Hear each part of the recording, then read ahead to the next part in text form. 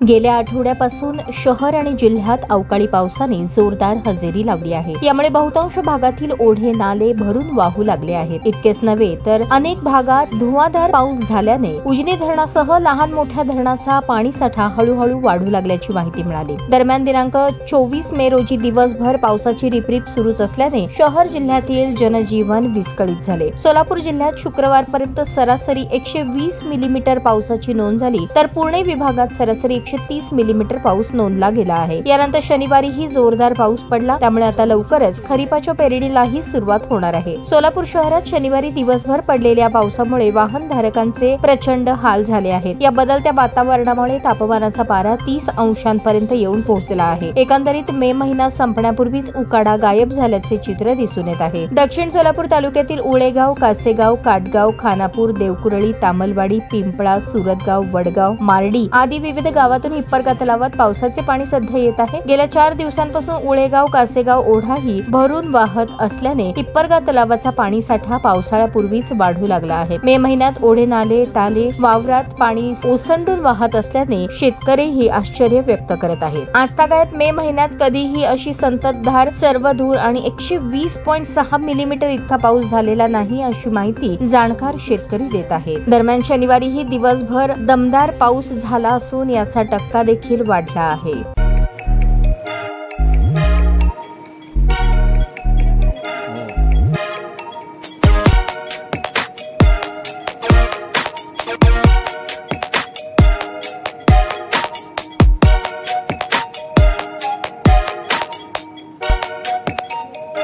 सोलापूर शहरातील सुप्रसिद्ध हॉस्पिटल म्हणजे सेंट्रल मल्टी स्पेशालिटी हॉस्पिटल मागील अनेक वर्षापासून सेवा बजावत आहे। 24 तास इमर्जन्सी सर्व्हिस, मॉडर्न टेक्नॉलॉजी, अनुभवी डॉक्टर्स तसेच अत्याधुनिक तंत्रज्ञान सुविधांनी सुसज्ज स्त्रीरोग प्रसूती विभाग, ऑर्थोपेडिक विभाग, मेडिकल विभाग आणि इतर एकमेव नाव म्हणजे सेंट्रल मल्टी स्पेशालिटी हॉस्पिटल। पत्ता गणेशपेठ शॉपिंग सेंटर, मंगळवार बाजार, सोलापूर।